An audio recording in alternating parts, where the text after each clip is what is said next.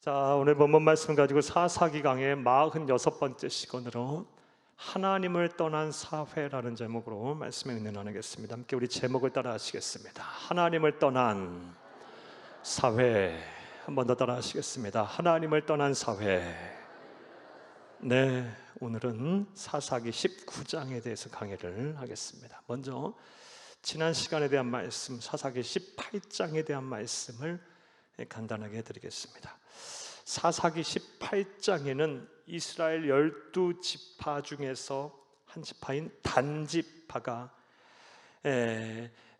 타락하여 잘못된 신앙으로 빠져들었던, 그래서 하나님의 진노와 심판을 받았던 그런 모습을 살펴보며 은혜를 나눴습니다.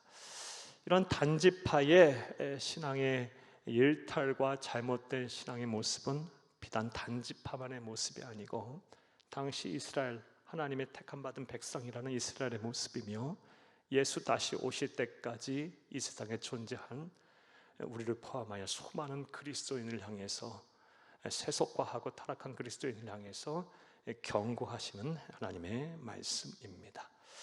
지난 시간에 우리는 단지파의 잘못된 신앙에 대해서 살펴보았습니다.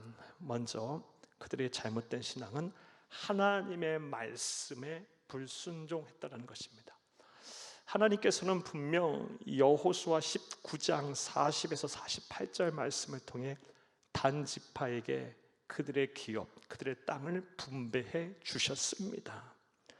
가나안 서남쪽 지역, 지중해 연안에 정말 사람 살기 좋은 해안 도시들, 오늘날 이스라엘의 수도인 텔아비브 지역, 그 지역을 분명 분배해 주셨는데 단지파는요, 그곳에 살고 있는 거주민들인 블레셋 사람들이 강성함으로 그들이 무서워서 그들을 쫓아내지 못했어요. 하나님께서는 분명 내가 너희와 함께 하겠다고 하면서 쫓아내라, 반드시 그 땅을 너희에게 주실 것이라고 약속했는데도 불구하고 그들은 편리주의에 빠져서, 안위주의에 빠져서 이 블레셋 사람들을 쫓아내지 않았고요.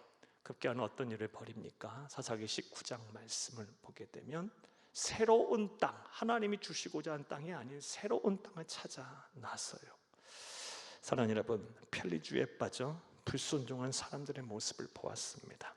오늘날 우리도 마찬가지예요. 편하게 신앙생활하려고 하시는 분들이 많아요. 힘든 일 안 하려고 하고요, 예수와 복음을 위해서 섬김의 자리에 안 서려고 하고 십자가의 길을 걸으려 하지 않아요. 근데 우리 주님께서 분명 말씀하셨어요. 예수의 제자로서 사는 삶, 그리고 무엇보다 구원에 이르는 길은요, 좁은 문 좁은 길입니다.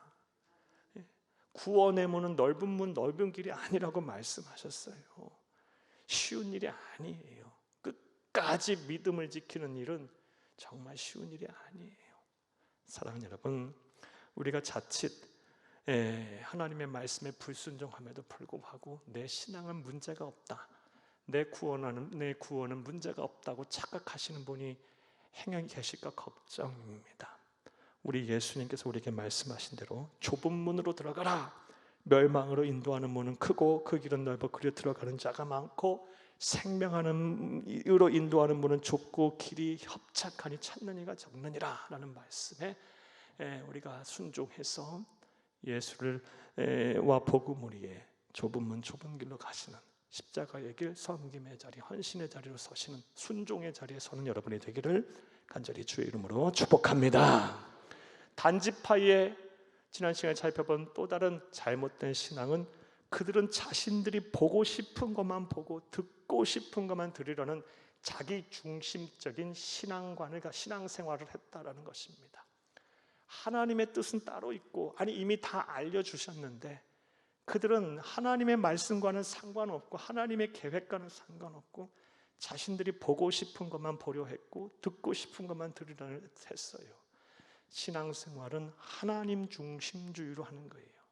우리의 신앙의 대상인 하나님을 섬기는 일이 신앙생활이지, 그분의 말씀에 순종하며 그분을 본받고 그의 뜻에 온전히 순종하는 것이 신앙생활이지, 내가 하고 싶은 대로 내 중심, 내가 주인이 돼서 내 마음대로 하는 것은 신앙생활의 바른 신앙생활이라고 볼 수가 없습니다. 오늘날에도 그런데 안타깝게도 이들처럼 내가 보고 싶은 것만 보고 듣고 싶은 것만 들으려 신앙생활 하시는 분들이 많아요. 예를 들어 기도할 때도 이미 내 뜻과 내 계획은 다 세워놨어요. 그리고 내가 기도하는 이유는 하나님으로부터 뭐 받으려고? 인준도장 받으려고.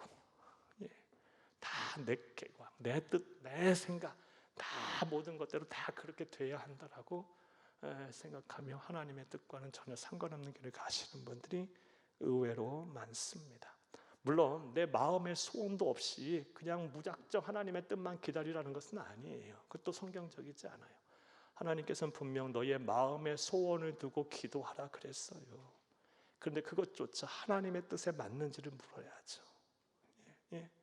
사랑하는 여러분, 하나님의 나라 가는 그날까지 하나님의 말씀이 아닌 자기 뜻을 이미 정해놓고 하나님의 뜻과는 전혀 상관없는 자기중심적인 신앙생활하는 것이 아니라 하나님의 뜻을 항상 구하며 그 뜻에 순종하고 그게 주님께서 보여주시는 길을 향해 걸어가는 여러분들이 다 되기를, 하나님 중심적 신앙생활 하시는 여러분 되기를 간곡히 주의 이름으로 부탁합니다. 단지파의 잘못된 신앙 세 번째는 목적 달성을 위해 수단과 방법을 가리지 않았다라는 것입니다. 그들은 새로운 땅을 찾아냈어요. 어디요? 라이스 성읍, 오늘날 레바논 지역입니다. 이 지역을 찾아냈는데 그 지역에는 이미 사람들이 평화롭게 잘 살고 있었어요. 아무런 걱정 없이 정말 선하게 잘 살고 있었어요. 그리고 그 성읍을 자기의 성읍으로 취하기 위해 단지파는요 무력으로 폭력을 행사해서 사람들을 다 죽여버리고 그 성읍을 불태우고 그 성읍을 취해요. 사랑하는 여러분, 강자에겐 약하고 약자에겐 강한 불의한 사람들의 전형적인 모습을 우리는 볼 수 있었어요. 무엇보다 과정보다 결과를 더 중요하게 생각했던 그런 사람들의 모습 또한 보았어요. 사랑하는 여러분, 그런데 하나님은 우리의 결과에 이르기까지의 동기와 과정을 더 중요하게 생각하시는 분임을 믿으시기를 간절히 주의 이름으로 축복합니다. 결과를 얻기 위해서 수단과 방법을 가리자는 것은 세상 사람들이 하는 일이고, 하나님이 없다고 하는 세상 가치관 속에 하나님을 경외하지 않는 사람들이 하는 일이고, 아니 세상 사람들도 그렇게 살면 욕먹어요. 사랑하는 여러분, 하나님의 백성, 하나님을 경외하는 자는요 결과도 중요하지만 결과보다 더 동기와 과정이 중요한 거예요. 우리의 마음의 중심을 보시는 하나님 앞에서 여러분의 여러분의 결과를 이루어내려는 그 동기가 순수하고 그 과정 또한 진실하기를, 성실하기를, 온유하고 겸손하기를, 부지런하기를 간절히 주의 이름으로 축복합니다. 마지막으로 그들이 행했던 잘못된 신앙은 우상 숭배를 제도화했다라는 것입니다. 이 라이스라는 성읍을 강제로 빼앗은 이후에 그곳을 자신의 조상의 이름인 단이라고 이름을 지었어요. 그리고 그곳에 거주하면서 단지파는 그 단이라는 도시에 뭘 만들어요? 우상을 숭배하는 신당을 세워버려요. 그리고 그곳에 금송아지를 만들고 여호와 하나님이라고 말하며 굳이 저 실로라는 곳에 성막에 가서 제사 드릴 필요 없고 훗날에 저 예루살렘 성전에 가서 제사 드릴 필요 없다. 이 단이라는 곳에, 우리가 살고 있는 이 단이라는 곳에도 하나님이 계시고 신당이 있으니 그곳에서 우상 앞에 놓고 이게 하나님이니 저라고 제사하면 된다 라는 이 우상 숭배를 제도화해요. 사랑하는, 이 일로 인해서 단지파는 온 이스라엘 전역에 하나님을 향한 그 신앙생활을 영적으로 들여버리는 그런 잘못을 범합니다.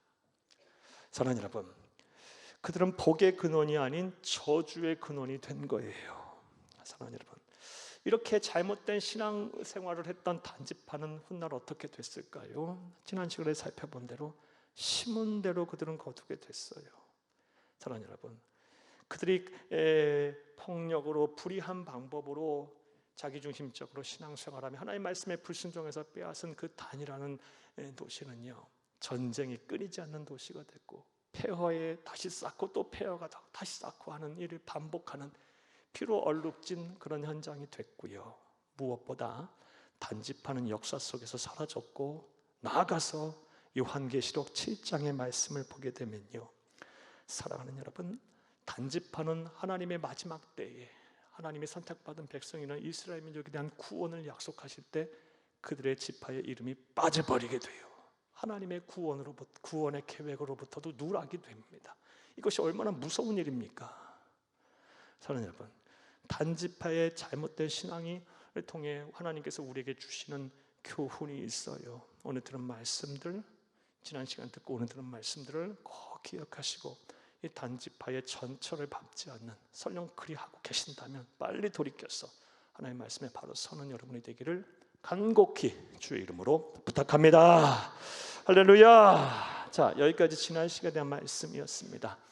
자, 이제 오늘 본문인 사사기 19장에 대한 강의를 하겠습니다. 사랑하는 여러분, 사사기는 무엇을 기록한 하나님의 말씀입니까? 이스라엘 왕정 시대 이전에 하나님께서 직접 이 이스라엘 백성, 하나님의 백성들을 통치하실 때 하나님께서 세운 사사들에 대한 이야기에 대한 기록이 바로 사사기예요.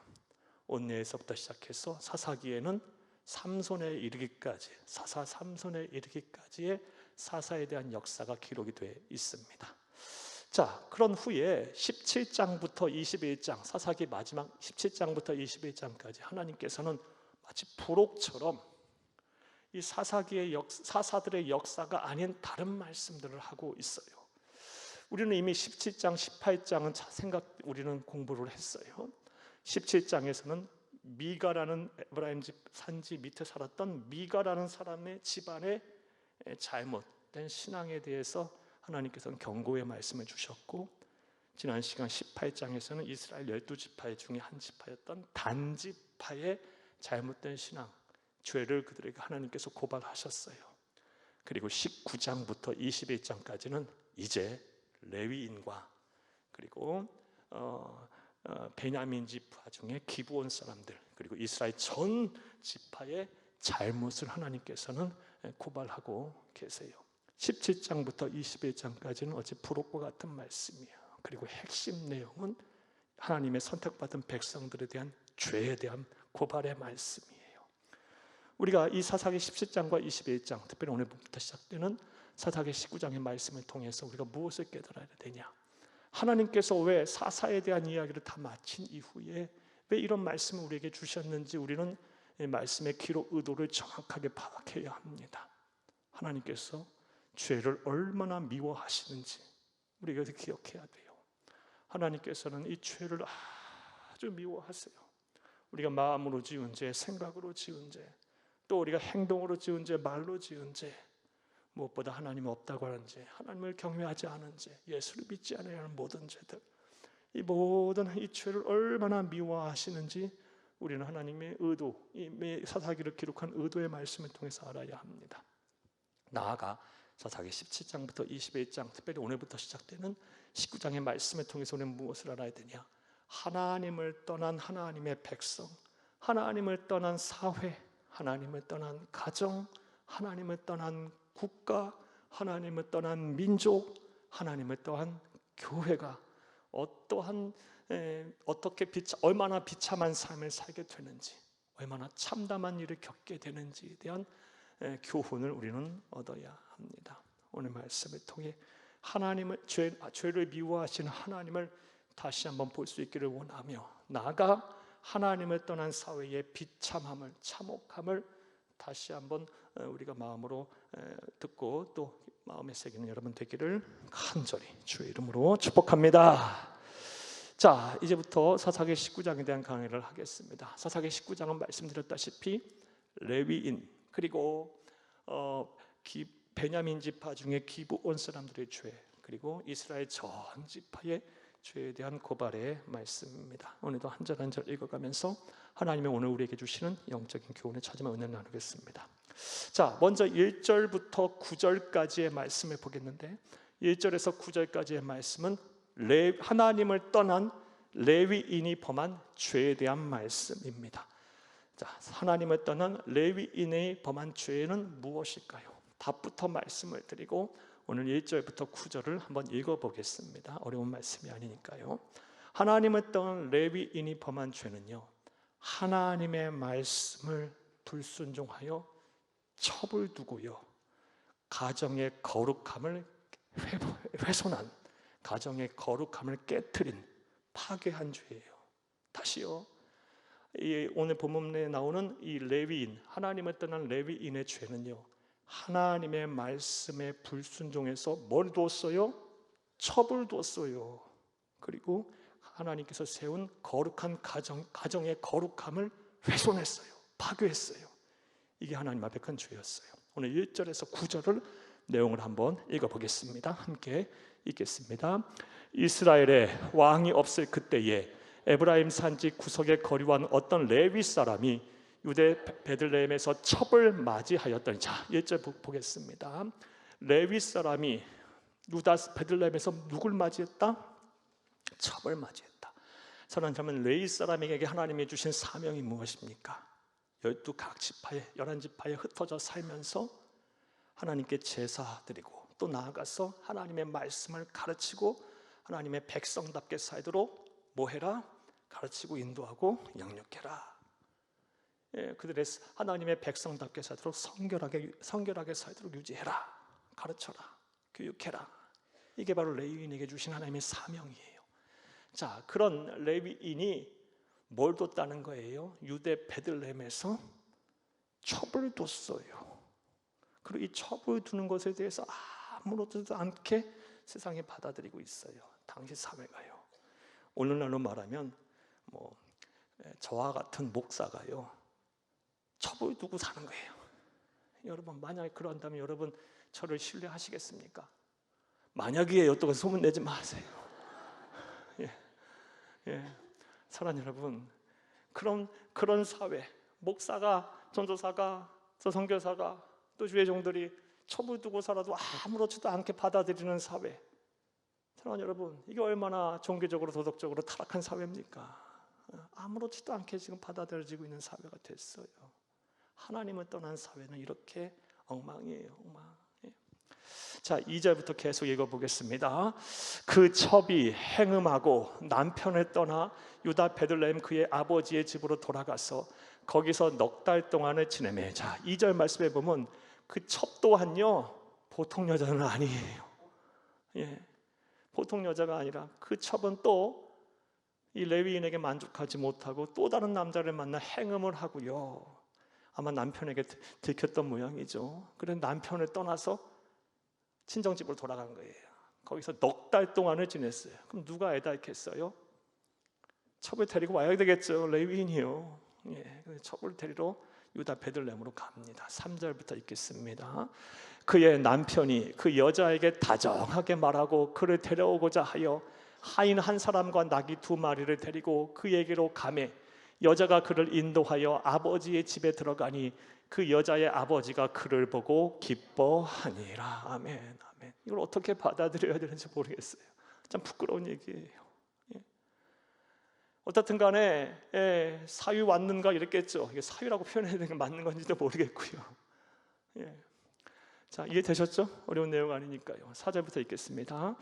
그의 장인 곧 그 여자의 아버지가 그를 머물게 하매 그가 3일 동안 그와 함께 머물며 먹고 마시며 거기서 유숙하다가 5절 넷째 날 아침에 일찍이 일어나 떠나고자 하매 그 여자의 아버지가 그의 사위에게 이르되 떡을 조금 먹고 그대의 기력을 돋운 후에 그대의 길을 가라 하니라 하면 3일 동안 장인이라고 하죠. 장인의 집에 머물면서 먹고 마시며 이제 즐기다가 4일째 되는 날 이제 떠나겠다, 집으로 돌아가겠다 했더니 아니다, 하루 좀 더 있어라 그랬던 모양이에요. 자, 6절 읽겠습니다.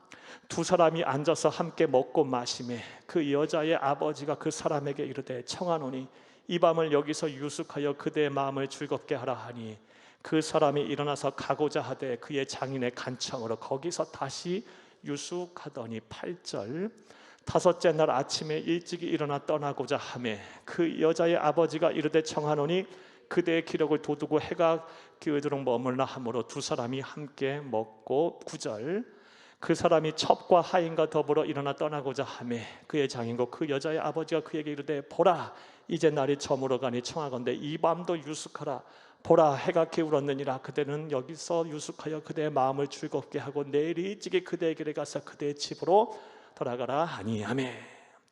다섯째 날까지 장인의 만류로 인해서 머물다가 이제 도저히 안 되겠다, 밤이 돼서 이제 떠나겠다고 하니 안 된다, 하루 좀 더 물러가라 라고 권고하는 장면까지 봤어요.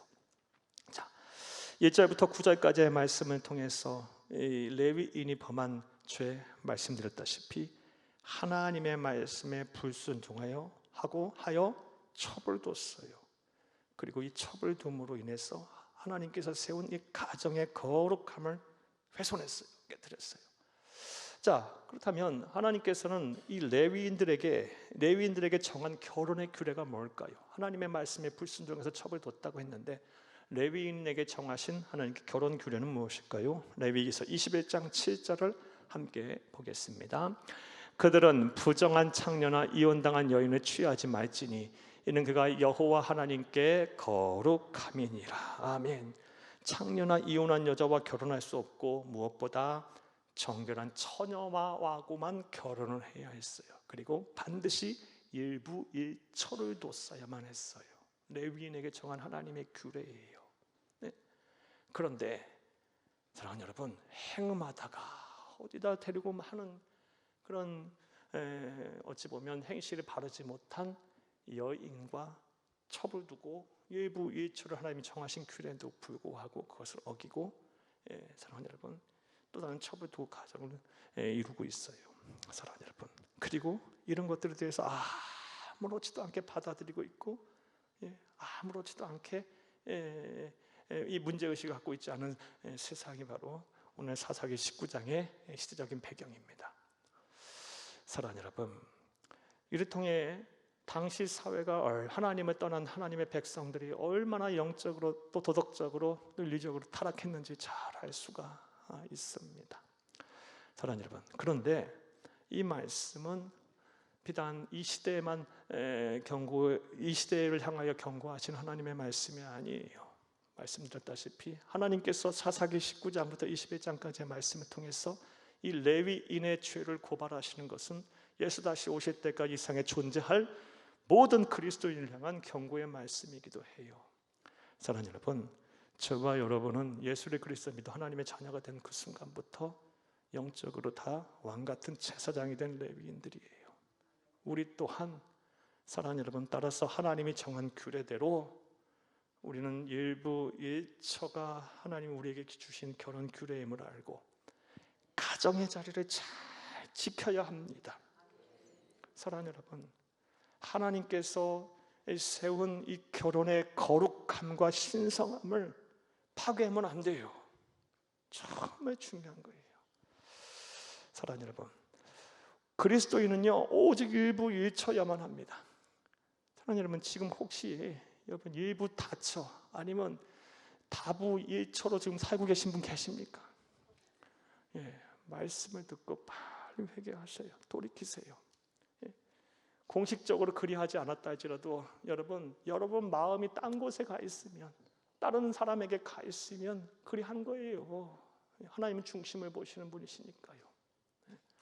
예수 다시 오실 때까지, 하나님 나라 가는 그날까지 하나님의 백성은요, 하나님의 백성에게 하나님께서 정하신 결혼의 규례, 우리는 다 왕같은 제사장이므로 오직 일부 일처가 하나님이 정하신 결혼 규례임을 온전히 믿는 저와 여러분 되기를 간절히 주의 이름으로 축복합니다.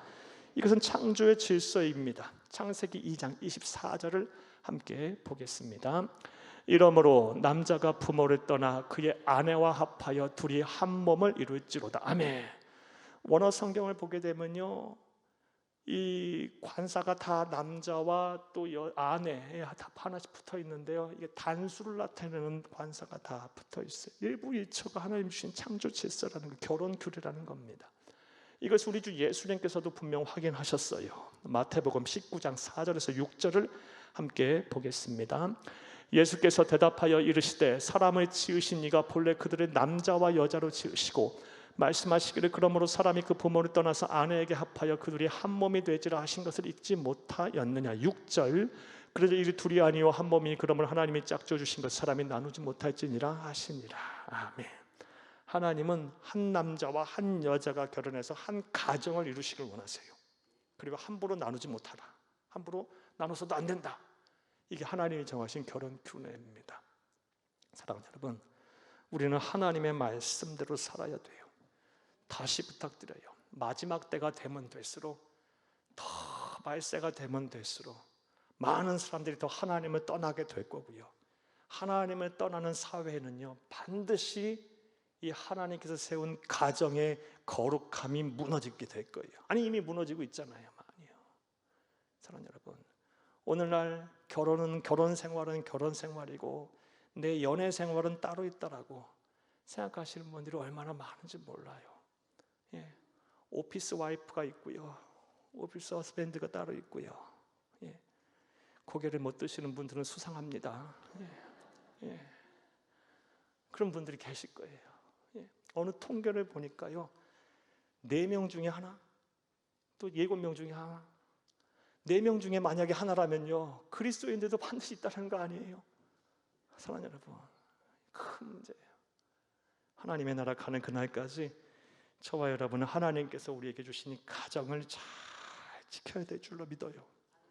일부 일처 한 남자 한 여자가 만나서 한 가정을 이루는 것, 그게 하나님의 뜻이고요. 함부로 막 헤어지고 함부로 나누고 함부로 하나님께서 정하신 결혼의 규례를 깨트리는 것, 하나님 보시기에 가장 큰 죄로 여기십니다.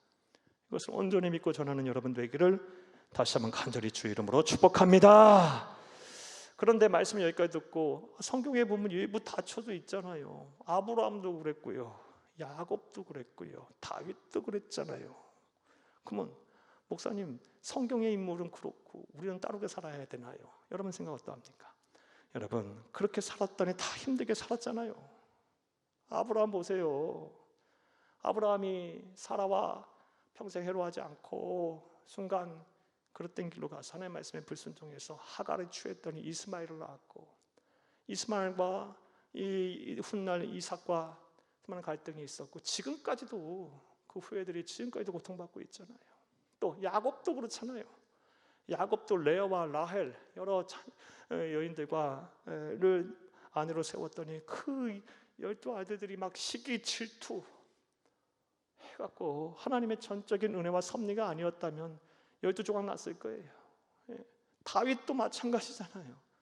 다윗도 그냥 수많은 여인들과 함께 했더니, 사랑하는 여러분, 이 암논이라는 이 장자가요, 이 다윗의 외동딸을 또 갑탈하고 그것을 인하여 막 분개해서 압살롬이 막 다윗의 아들들을 죽이고 아버지에게 반란을 일으키고, 여러분, 그런 이런 고생하고 살았잖아요.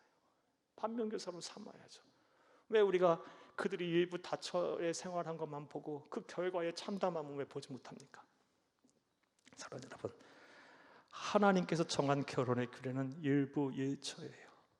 결혼 생활만 그렇게 하는 것이 아니고 공식적인 결혼의 모습만 그렇게 유지하는 것이 아니라 여러분의 마음도 그래야 되기를 바랍니다. 오직 아내만 바라보고 오직 남편만 바라보고 여러분 가정의 자리를 잘 지키는 여러분들이 되기를 간곡히 주의 이름으로 축복합니다. 그렇게 사는 것이 그리스도인이고 신앙생활하는 거예요. 자, 하나님을 떠난 사회는 이처럼 가정이 붕괴합니다. 가정이 붕괴해요. 한번 따라합니다. 하나님을 떠난 사회는 가정이 붕괴한다. 하나님을 떠난 레위인의 모습을 통해 우리가 알 수 있었어요. 자, 이제 10절에서 26절까지의 말씀을 볼 텐데, 10절에서 26절까지의 말씀은 이스라엘 12지파 중에 그래도 막 순수한 혈통의 지파라고 하는, 순수 혈통의 지파라고 하는 지파는요, 베냐민 지파, 요셉, 그러니까 라헬의 후손들, 베냐민 지파와 요셉의 두 아들 므낫세 지파, 에브라임 지파예요. 구약 시대에는요. 이 베냐민 지파 중에서 기브온 사람들의 잘못된 신앙, 그들의 죄에 대한 기록의 말씀이에요. 10절에서 26절까지의 말씀 보겠습니다. 먼저 10절에서 21절까지의 말씀 보겠는데, 그들이 행한 잘못, 죄에 대해서 먼저 말씀을 드리면, 베냐민 지파의 기브온 사람들은 먼저 약자의 고통에 무관심했어요. 이런 절을 졌어요. 한번 따라합니다. 약자의 고통에 무관심했다. 10절에서 21절 읽겠습니다. 어려운 얘기 아니니까요. 그 사람이 다시 밤을 지내고자 하지 아니하여. 자, 성경을 볼 땐 항상 대명사들 잘 봐야 돼요. 그 사람은 누굴 말합니까? 첩을 둔 레위인. 장인의 만류에 5째 날까지 있다가 도저히 안 된다 싶어서 이제 밤에 집에 가겠다고 나선 그 사람이에요. 읽겠습니다.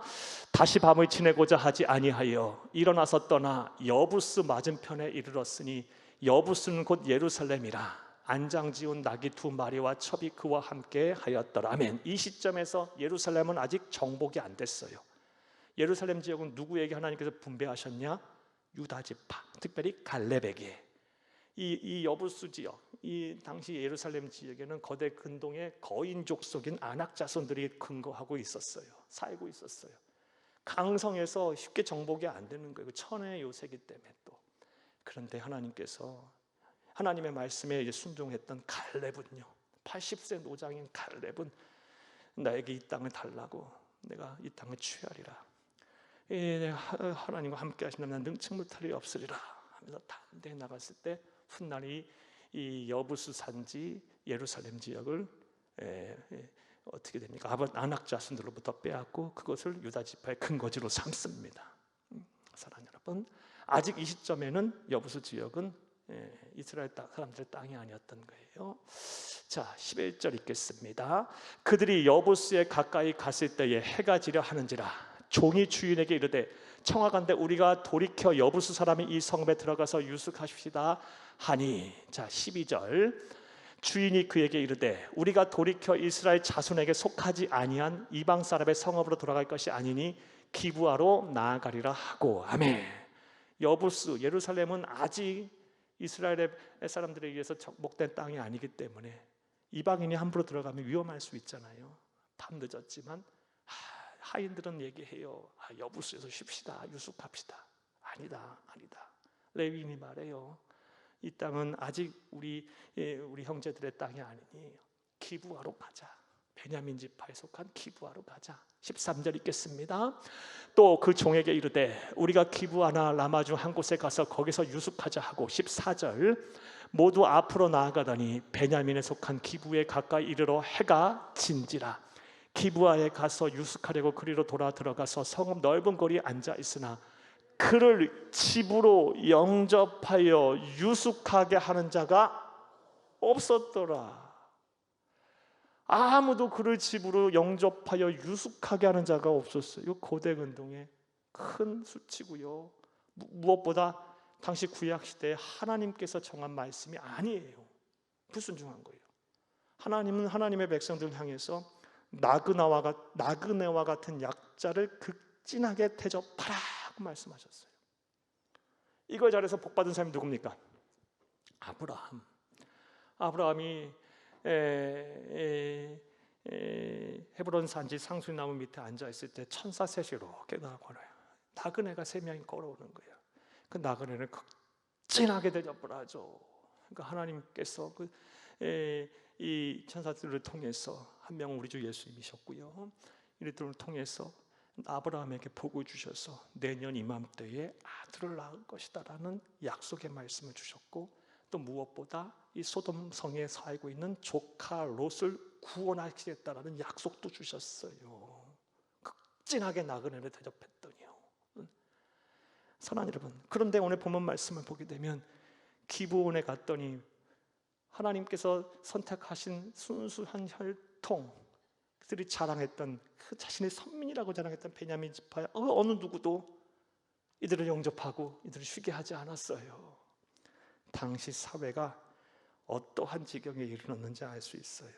약자의 고통에 무관심한 거예요. 이런 예는요, 구약에서 찾아보기가 참 쉽지가 않아요.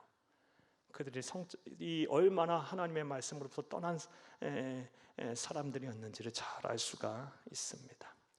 사랑하는 여러분, 저와 여러분, 오늘 우리에게도 이 주신 말씀이 다른 사람에게 주시는 말씀이 아닌 구약의 기브와 사람들에 대한 고발에 대한 말씀이 아닌 저와 여러분을 향한 경고의 말씀으로 우리는 받아들일 수 있어야 돼요. 우리는 세상 살면서 오로지 그냥 내 문제, 내 가족, 내 자녀, 내 사업에만 몰두하여 살고 계시지 않나요? 하나님의 백성은 그렇게 살면 안 됩니다. 예. 사랑하는 여러분, 마태복음 25장 40절 우리 주 예수님께서 하신 말씀만 한번 보겠어요. 마태복음 25장 40절 함께 보겠습니다. 이르시되 내가 진실로 너희에게 이르노니 너희가 여기 내 형제 중에 지극히 작은 자 하나에게 한 것이 곧 내게 한 것이라 하시고 하며, 여기서 임금 하나님 말씀하시고요, 하나님 대답하여 말씀하시기를요, 지극히 작은 자 하나에게 한 것이 곧 내게 한 것이라.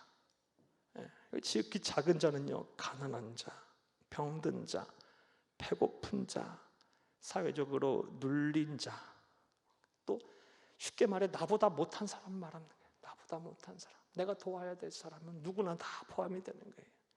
남녀노소를 가리지 않고, 또 종교의 신앙의 유무를 떠나, 국적을 떠나, 인종을 떠나, 사랑하는 여러분, 내가 도와야 할 자들을 돕는 것은 곧 누구에게 한 것이다? 하나님에게 한 것이다. 예수에게 한 것이다라는 거예요.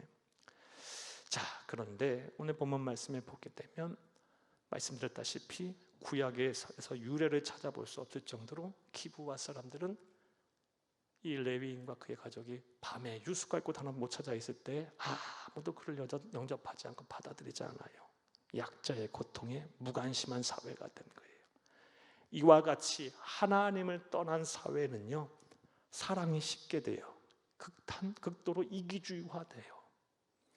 사랑하는 여러분, 오늘날 우리 사회가 점점 이렇게 돼가고 있죠. 하나님을 떠난 하나님의 백성들조차 자꾸 이렇게 변해요. 우리는 아무리 세상이 그리 변해도 저와 여러분, 우리의 마음에는 하나님의 사랑이 식지 않기를 바랍니다. 하나님의 사랑, 원수까지도 사랑하신 그 하나님의 사랑이 식지 않기를 바라요. 하나님이 내게 뭐 하나라도 더 주셨다면 그거 다 내 거 아니고, 물론 나도 누리고 소유하고 즐기고 살다가 베풀라고 주신 것임을 알고 자꾸 세상을 향해, 하나님의 나를 향해 자꾸 이렇게 흘려보내시기를 간곡히 주의 이름으로 부탁합니다. 이렇게 사는 사람들이 바로 그리스도인이에요. 한번 따라합니다. 하나님을 떠난 사회는 사랑이 식어 이기주의화 된다. 자, 이 베냐민 지파에 속한 기브온 사람들의 첫 번째 죄는요, 약자의 고통에 무관심했어요.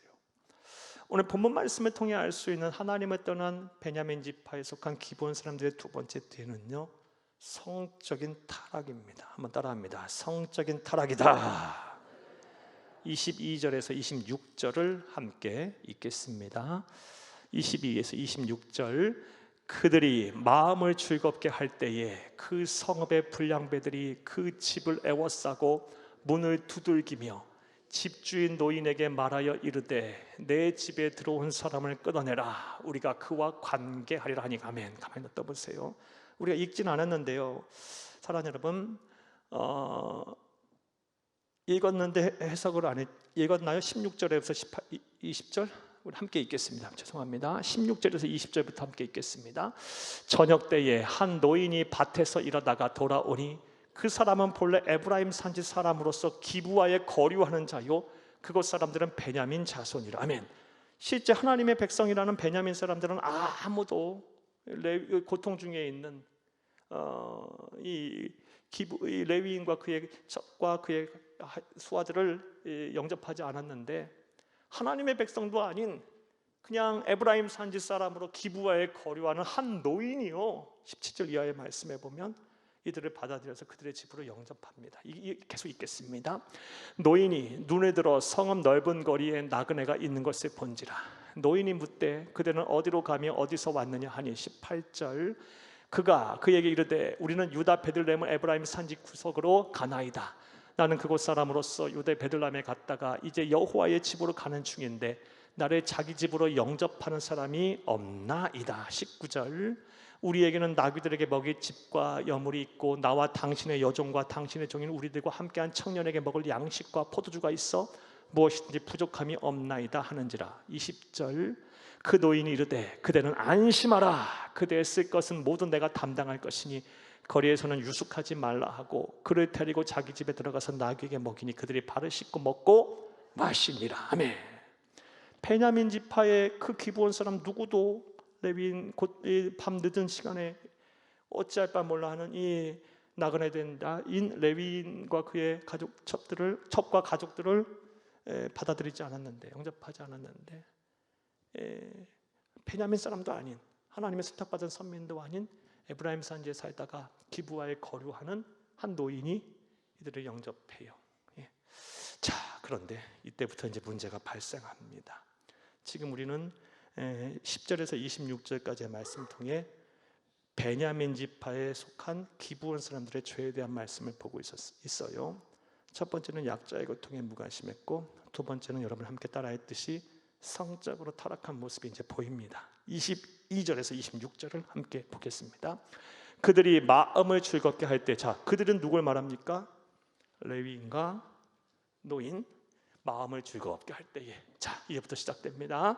그 성읍의 불량배들이 그 집을 애워싸고 문을 두들기며 집주인 노인에게 말하여 이르되 내 집에 들어온 사람을 끌어내라. 우리가 그와 관계하리라 하니.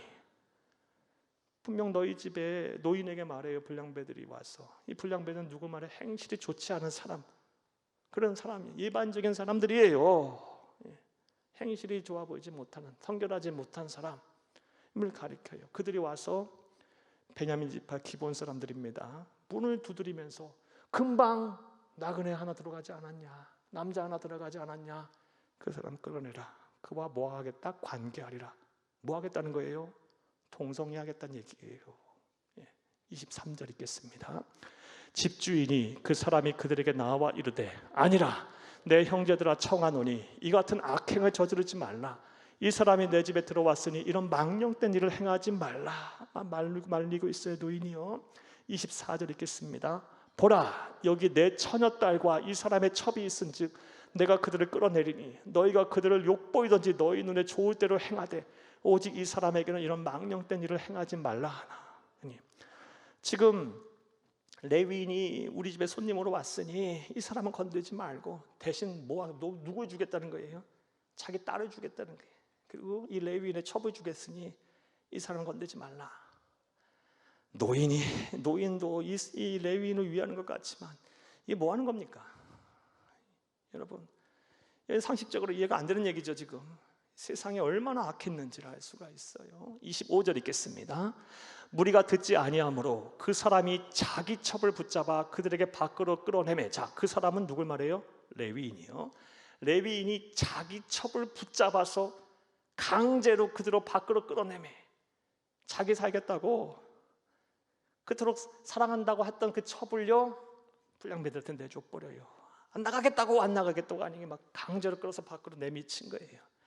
읽겠습니다. 그들이 그 여자와 관계하였고 밤새도록 그 여자를 능욕하다 새벽 미명에 넣은지라. 밤새도록 윤간한 겁니다. 26절, 동틀 때에 여인이 자기 주인이 있는 그 사람의 집 문에 이르러 엎드러져 밟기까지 거기 엎드러져 있더라. 아멘. 참 참담한 얘기죠. 하나님을 떠난 사회가 이렇게 타락할 수 있어요. 여러분, 이 사건을 보면서 어디서 본 듯한 사건이 기억나지 않습니까? 창세기 19장에 나오는 소돔성, 불과 유황불로 심판받았던 그 소돔성. 당시 롯의 집에 이 천사들이 방문했을 때 그 악하고 악했던 소돔성 사람들이 그 나그네로 보이는 나그네들 들어가지 않았냐? 그들을 우리에게 끌어내라. 그들과 상관하겠나라, 동성하겠다라고 했던 그 소돔성의 악한 모습들이 오늘 본문 말씀에도 그대로 재현이 되고 있어요. 사랑하는 여러분, 하나님을 떠난 사회는요 이렇게 성적으로 타락해요. 그리고 이 하나님을 떠난 타락의 대표적인 사례가 바로 동성애입니다. 사랑하는 여러분, 말씀 한번 볼까요? 창세기 19장 5절 함께 보겠습니다. 소돔성의 얘기입니다. 롯을 부르고 그에게 이르되 오늘 밤에 내게 온 사람들이 어디 있느냐? 이끌어내라. 우리가 그들을 상관하리라. 아멘. 똑같은 경우가 발생했어요. 사랑하는 여러분, 소돔과 고모라의 이야기는 하나님이 없는 사회가 어디까지 타락할 수 있는지를 보여주는 대표적인 말씀이고요. 이 말씀에서와 똑같은 사건이 오늘 사사기 19장에서 재현이 됩니다. 얼마나 하나님을 떠난 사회가 성적으로 물러날 수 있는지를 잘 알 수가 있습니다. 그런데 이게 오늘 우리 사회 또 앞으로 더 많이 진행될 이야기예요. 사랑하는 여러분, 얼마나 우리가 이 동성애가 만연된 시대를 살고 있습니까? 그리스도인들 가운데도요, 마치 동성애를 받아들이는 것이 글로벌한 시민의식이냐, 그렇게 이해하고 그렇게 받아들이려는, 뭐 어쩔 수 없는 거 아니야, 세상이 그렇게 변하는데 뭐 이렇게 받아들이려고 신앙을 합리화하려는 그런 분들이 의외로 많습니다. 여러분들은 어떠십니까? 사랑하는 여러분, 잘 판단하셔야 합니다. 분명하게 여러분 서 있어야 할 곳에 서 계셔야 합니다. 사랑하는 여러분, 지금 우리가 싸워야 될 때와 싸우지 말아야 될 때를 잘 구별해야 돼요. 무엇과? 세상과요. 세상과 싸우지 말아야 할 것은요, 다양한 역사적인 판단이 존재하는 문제들, 정치적인 의견이나 견해는 사람마다 견해가 다를 수 있어요. 이건 진리와 비진리의 논쟁이 아니잖아요. 이런 것과 싸우면 안 되는 거고, 우리 그리스도인들이 교회가 목숨 걸고 싸워야 할 것은요, 진리와 비진리와의 논쟁이에요. 동성애는 비진리예요. 사랑하는 여러분, 그러하기에 이건 분명하게 우리 서 있어야 될 곳에 서 있어야 하는 거예요. 근데 사람들이 자꾸 싸우지 말아야 할 것을 싸우고, 싸워야 할 것은 오로지 우리 마음을 그냥 풀어놓고 그냥 받아들이고 순응하려는 경향이 있어요. 자, 그렇다면 좀 더 구체적으로 한번 생각을 해보겠어요. 그리스도인이 반드시 동성애를 거부해야 하는 이유가 무엇일까요? 일단 비진리이기 때문이라고 말씀을 드렸는데 좀 더 구체적으로 말씀드려볼게요. 먼저는요, 창조 질서를 어긴 것이기 때문에 그래요. 하나님께서 세우신 창조의 질서를 어긴 것이기 때문에요. 자, 창세기 1장 27, 28절을 함께 읽겠습니다. 하나님이 자기 형상 곧 하나님의 형상대로 사람을 창조하시고 남자와 여자를 창조하시고 하나님이 그들에게 복을 주시며 하나님이 그들에게 이르시되 생육하고 번성하여 땅에 충만하라, 땅을 정복하라, 바다의 물고기와 하늘의 새와 땅에 움직이는 모든 생물을 다스리라 하시니라. 아멘. 하나님이 창조하신 성은 남성, 여성 말고는 없습니다. 그리고 또 하나님께서 인정하시는 결혼은 남성과 여성 간의 결혼만을 하나님은 인정하십니다. 이게 창조 질서예요. 창조 질서를 어기면 안 되는 거예요. 예. 자, 또 우리가 동성애를 반드시 그리스도인들이 거부해야 되는 이유는요, 하나님이 무엇보다 그것을 큰 죄로 여기시기 때문에 그래요. 레위기 18장 22절을 함께 보겠습니다. 너는 여자와 동침한 같이 남자와 동침하지 말라. 이는 가증한 일이니라. 이후에 말씀 보면 반드시 돌로 쳐 죽여라. 말씀이 가증한 것이더라. 하나님 보시기에 큰 죄로 여겨요. 나아가서 동성애의 성향은요, 타고난 성천적인 본성이 아닌 성적 타락의 결과이기 때문에 그래요. 로마서 말씀에 보면요, 하나님을 경외하지 아니하는, 하나님을 떠난 인간의 정욕과 쾌락을 추구하는 우상 숭배자의 말로 가는 과정 속에 동성애가 들어가요. 그러니까 선천적인 성향이 아니라는 거예요. 말씀 보겠습니다. 로마서 1장 24절에서 27절을 함께 보겠습니다. 그러므로 하나님께서 그들의 마음을 정욕대로 더러움에 내버려 두사 그들의 몸을 서로 욕되게 하셨으니 이는 그들이 하나님의 진리를 거짓 것으로 바꾸어 피조물을 조물주보다 더 경배하고 섬김이라. 주는 곧 영원히 찬송하시리로다. 아멘. 자, 무슨 얘기냐, 여기까지 잘 들어보세요. 하나님을 알되 경외하지 아니하고 믿지 아니하고 그리고 하나님을 모르고 그 마음에 하나님을 두기를 싫어하는 사람은요, 하나님이 계셔야 할 곳에 하나님이 안 계시니까 마음과 생각이 어두워지고 허망해지겠죠. 그러면 하나님 대신에 뭔가를 자꾸 만들어내고 채워내요. 그렇게 해서 만들어내고 채우는 게 바로 우상이라는 거예요. 그 우상은 뭐 동물의 형상일 수도 있고 자연의 모습일 수도 있고 또 내가 내 마음을 채우기에 내가 마음을 빼앗기는 그 무엇인가를 말해요. 우상을 하나님이 있어야 할 곳에 하나님이 안 계시는 자는 필연적으로 우상을 만들어내게 돼 있어요. 자, 그다음 읽겠습니다. 26절. 이 때문에 하나님께서 그들을 부끄러운 욕심에 내버려 두셨으니 곧 그들의 여자들도 순리대로 쓸 것을 바꾸어 영리로 쓰며. 이렇게 우상 숭배의 길을 가다 보면요, 하나님이 계셔야 할 곳에 하나님이 안 계시니까 마음에 만족함이 없는 거예요. 우상 숭배해봐야 마음 생각은 더 어두워지고 마음에 만족이 없고 쾌락이 채워지지 않으니까, 정욕이 채워지지 아니하니까 그 과정에서 성적으로 타락하게 되고, 성적으로 타락하는 과정에서 더 자극적인 걸 찾다가 필연적으로 뭐한다? 동성애를 하게 된다는 거예요. 자, 27절 읽겠습니다. 그와 같이 남자들도 순리대로 여자 쓰기를 버리고 서로 향하여 음욕이 불릴 듯하며 남자가 남자와 더불어 부끄러운 일을 행하여 그들의 그릇됨을 상당한 보응에 그들 자신이 받았느니라. 아멘. 자, 이 말씀 통해서 우리가 알 수 있는 진리가 무엇입니까? 동성애는 선천적인 성향 본성이 아니라는 거예요. 하나님이 계셔야 할 곳에 하나님이 안 계시니까, 하나님을 아예 경외하지 않으니까 그 허망한 마음에 생각은 어두워지고 마음은 어두워지고 채워지지 않은 뭔가 채우려고 자꾸 우상 만들어내고, 그 우상 숭배해봐야 마음이 허망한 게 채워지지 않으니까 더 정욕을 쫓아 성적으로 타락하게 되고, 타락하는 과정에서 동성애를 행하게 된다는 거예요. 많은 동성애를 옹호하는 자들이 말하는 동성애는 선천적인 성향이 아닙니다. 성경은 분명히 말하고 있어요. 선천적인 본성이 아니기 때문에 사랑하는 여러분, 이것은 후천적으로 성적 타락 또 우상 숭배의 결과이기 때문에 해서는 안 되는 것이고, 또 이 말 속에는요, 선천적이 아니라는 것 말 속에는 또 뭐예요? 또 치유가 될 수도 있다는 거예요. 선천적인 본성이 아니니까 예수와 복음 앞에 다시 서면 되는 거예요. 그래서 이 무너진 내 윤리와 내 도덕의 잣대를 다시 세우고 몸과 마음을 다시 깨끗하고 성결하게 살려고 노력하면요, 이 치유되는 거예요. 우리 사회가 그렇게 되면 되고 우리 그리스도인이 그렇게 살아야 하는 거예요. 사랑하는 여러분, 하나님의 나라 가는 그날까지 저와 여러분은 우리의 몸과 마음을 깨끗하게 유지할 수 있기를 바랍니다. 예수 그리스도 앞에서 성결한 신부가 다 되기를 간곡히 주의 이름으로 축복합니다. 자, 베냐민 지파 기부한 사람들이 범한 두 가지의 죄가 무엇이었습니까? 하나는 약자의 고통을 무관심했고, 또 하나는 이 동성애를 막 하겠다고 나그네를 향해서 끌어내라고 하는 것처럼 성적으로 타락했어요. 자, 이렇게 이런 일로 인해서 레위인은 자기 살겠다고 그 첩을요 이 사람들에게 줘버려요. 이 첩은 어떻게 됐겠어요? 밤새 윤관당하다가 죽었어요.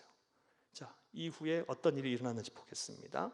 27절에서 31절을 함께 보겠습니다. 27절에서 30절을 함께 읽겠습니다. 열고 떠나고자 하더니 그 여인이 집 문 앞에 엎드러져 있고 그의 두 손이 문지박에 있는 것을 보고 밤새 시달리다가 살려고 왔는데 결국 어떻게 죽었겠죠. 그에게 이르되 일어나라 우리가 떠나가자 하나 아무 대답이 없는지라. 이에 그의 시체를 나귀에 싣고 행하여 자기 곳에 들어가서 29절 그 집에 이르러서는 칼을 가지고 자기 첩의 시체를 거두어 그 마디를 찍어 12덩어리를 나누고 그것을 이스라엘 사방에 두루 보내매. 30절 그것을 보는 자가 다 이르되 이스라엘 자손이 애굽 땅에서 올라온 날부터 오늘까지 이런 일이 일어나지도 아니하였고 보지도 못하였도다. 이 일을 생각하고 상의한 후에 말하자 하니라. 아멘. 밤새도록 레위인의 첩이 윤관당하다 죽었어요. 이 레위인이 어떻게 했습니까? 이 시체를 가지고 집에 돌아가서 12토막을 내요. 그래서 12토막을 이스라엘 전역의 지파들에게 보내요. 이 일이 이제 20장부터 시작되는 21장부터 시작되는 베냐민 지파의 피해 이 몰살을 당하는 이런 큰 비극으로 이어지는데요. 자, 이 레위 우리는 이 주목해야 될 것은 이 레위인의 행동입니다. 사랑하는 여러분, 여러분 생각에 이 레위인의 행동이 옳다고 보십니까? 아니죠. 절대로 옳은 행동이 아니죠. 무엇이 잘못된 것일까요? 사랑하는 여러분, 먼저는요, 인간의 생명을 경시하고 존엄성을 상실했어요.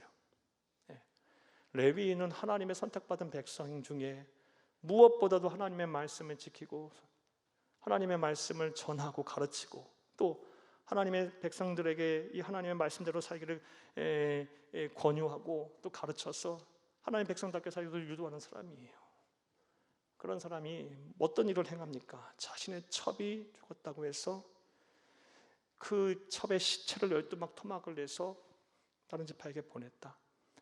먼저는요, 사랑하는 여러분, 기브아에서 위협을 받을 때 강제로 자기 살겠다고 첩을 내준 것도 문제죠. 당당히 맞섰어야죠. 이것도 안 된다고 아니라고 얘기했어도 어떻게 결판을 봐야 되겠죠. 자기 살겠다고 첩을 이 여인을 사지로 내몰아요. 이것도 인간의 생명을 경시한 거고, 죽은 시체를 훼손해서 12토막을 해서 12지파에게 보낸 행위도 이것도 인간의 생명을 경시한 거예요. 사랑하는 여러분, 하나님의 백성은요, 하나님의 형상대로 지음받은 사람의 생명을 중요하게 생각해야 돼요. 사랑하는 여러분, 저와 여러분은 하나님의 형상대로 지음받은 존재들입니다. 따라서 여러분의 생명도 귀하게 여기셔야 하고요, 여러분의 생명 귀하게 여기는 만큼 다른 사람의 생명도 귀하게 여겨야 합니다. 이게 그리스도인이에요. 또 무엇보다 그의 행위는요, 그의 행위가 잘못되었으면요, 회개하지 않고 자기 책임을 회피하면서 이것을 정치적으로 이용하려 한 죄예요. 사랑하는 여러분, 애시당초 이 사건이 왜 일어났습니까? 레위인이 해서는 안 되는 첩을 뒀고요. 그렇죠. 왜 첩을 둡니까? 그리고 회개했어야죠. 그리고 자기 살겠다고 첩을 내준 것도 문제고요. 모든 문제의 발단은 레위인에게 있어요. 그런데 이것을 이 자기의 죄와 자기의 책임을 교묘하게 은폐하고 12토막을 해서 다른 지파에게 보내므로 자기의 책임과 자기의 죄는 감춰버리고 오로지 이 기브아 사람들이 행한 만행만을 온 지파가 알게끔 한 거예요. 그리고 이 일로 인해서 베냐민 지파가 쑥대밭이 됩니다. 이제 한 지파가 사라질 지경에 이르게 돼요. 엄청난 피해 사륙 보복 전쟁이 이제 20장 21장에서 일어나요. 사랑하는 여러분, 회개하지 않고 자기 책임을 회피하며 이 정치적으로 이용하는 이런 죄를 레위는 범했고요. 오늘날 이런 사람 너무 많아요. 그렇죠. 자기가 잘못한 거 다 감춰버리고 그것을 교묘하게 이용해서 사회 분란을 일으키는 정치인들, 사회 지도자들, 종교인들 얼마나 많습니까? 이 마지막 때가 되면 될수록 특별히 하나님을 떠난 백성들 안에서도요, 이 거짓의 영이 판을 쳐요. 우리가 이것을 잘 깨달아 알고 오늘 이 사사기 19장의 말씀을 통해서 우리가 반면교사를 삼아야 할 줄로 믿습니다. 한번 따라합니다. 하나님을 떠난 사회는 인간의 생명을 경시하고 존엄성을 상실한다. 한 번 더 따라합니다. 하나님을 떠난 사회는 거짓의 영이 판을 친다. 자, 이제 말씀 맺겠습니다. 개인적으로는 이 사사기 19장 같은 본문을 설교하기가 참 싫습니다. 여러분도 참 참담하죠. 하나님을 떠난 백성들이 이렇게까지 망가질 수 있고 사회가 이렇게까지 엉망이 될 수 있는지, 하나님을 섬기는 사람들이 하는 행동이에요. 불신자들도 아니고 우상 숭배자들 하는 행동이 아니고 하나님의 선택을 받고 하나님의 말씀대로 산다는, 하나님께 제사하고 경외하고 구원을 받았다는, 오로지 구원은 자신들에게만 있다고 하는 그 하나님의 택함 받은 백성이라 하는 사람들의 모습이에요. 사사기 19장 같은 말씀 설교하려면 참 마음이 불편하고 참담해요. 하지만 우리는 이 말씀을 들어야 해요. 그리고 하나님이 저와 여러분에게 오늘도 주셨어요. 사랑하는 여러분, 오늘 말씀을 통해서 우리는 하나님을 떠난 사회가 얼마나 참담해지는지를 잘 보았어요. 하나님을 떠난 사회는 가정이 붕괴합니다. 하나님을 떠난 사회는 사랑이 식어 이기주의화 됩니다. 하나님을 떠난 사회는 반드시 성적으로 타락합니다. 하나님을 떠난 사회는 인간의 생명을 경시하고 인간의 존엄성을 지키지 않습니다. 상실하게 됩니다. 하나님을 떠난 사회는 거짓의 영으로 판해집니다. 그런데 안타깝게도 우리 사회가 자꾸, 이미 이런 사회가 됐어요. 이럴 때 우리 그리스도인들은 무엇을 해야 합니까? 먼저 우리가 그렇지 않은지 우리의 모습을 하나님의 말씀의 거울에 비추어 보며 회개하고, 우리가 돌이켜서 하나님의 뜻을 더 구하고 우리가 기도하면 하나님께서 이 땅을 고치실 것이고 우리 사회를 변화하실 것일 거며, 우리의 기도를 통해 우리의 믿음과 우리의 삶을 통해서 하나님께 이 땅을 하나님의 계절, 그리스도의 계절, 새로운 나라로, 성결한 나라로 만들어 가실 것입니다. 성결한 사회로 만들어 가실 것입니다. 이것이 저와 여러분에게 주신 시대적인 소명임을 알며 이렇게 살기를 작정하고 결단하며 또 행동하는 저와 여러분이 될 수 있기를 간절히 주의 이름으로 축복합니다. 축복합니다. 축복합니다.